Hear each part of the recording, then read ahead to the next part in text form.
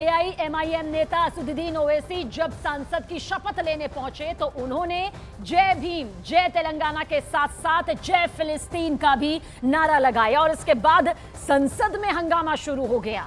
BJP ने असदुद्दीन ओवैसी के जय फिलिस्तीन वाले नारे का जमकर विरोध किया कि इस तरह का नारा लगाना कितना गलत है, क्योंकि ओवैसी ने शपथ लेने के बाद जय फिलिस्तीन का नारा भी यहां पर लगाया और जैसे ही ओवैसी की तरफ से जय फिलिस्तीन का नारा लगाया गया, बीजेपी ने अपना विरोध वहीं दर्ज किया।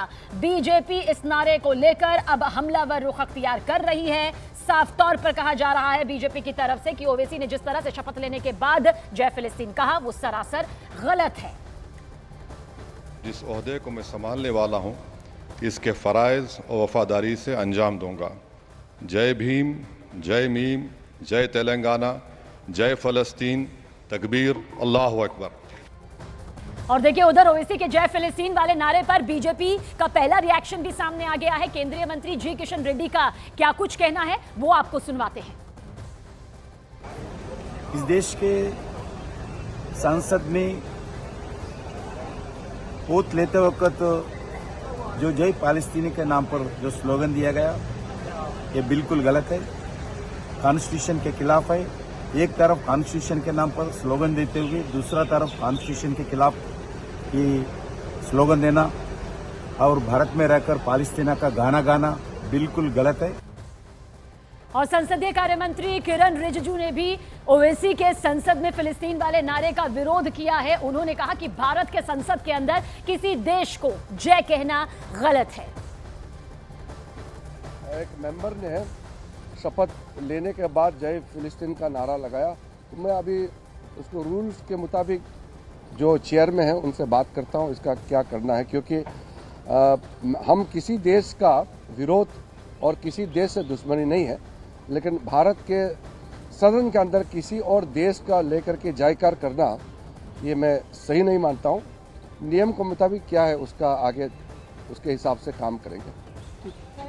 और हमारे सहयोगी यतेंद्र शर्मा ज्यादा जानकारी के साथ। यतेंद्र, सीधे तौर पर किरण रिजिजू या बीजेपी कह रही है कि किसी देश के बारे में जय कहना गलत नहीं है, लेकिन भारतीय संसद के अंदर जिस तरह से ओवैसी ने शपथ ली और जय फिलिस्तीन कहा, आपको लगता है अब सियासत चरम पर जाएगी?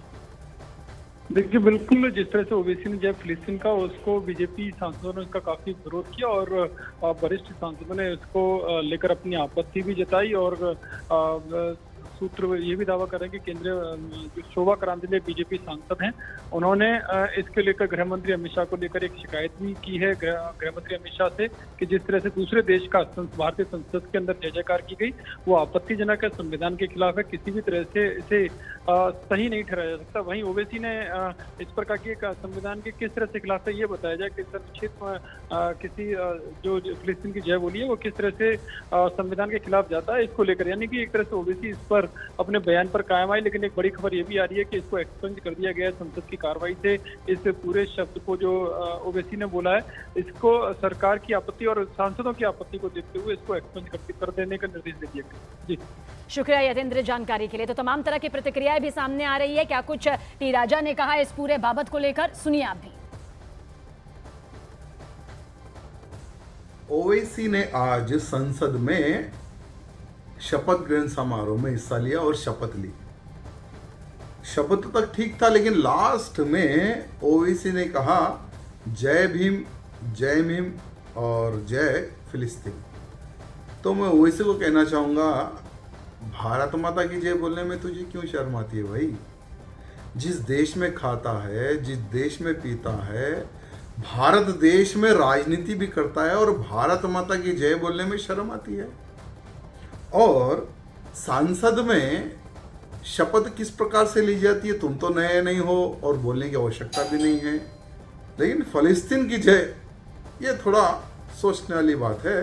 तो ओवैसी साहब को मैं सजेशन देता हूं कि एक बार चले जाओ फलस्तीन, पता चल जाएगा कि फलस्तीन में तुम्हारे जैसे लोगों की क्या औकात है।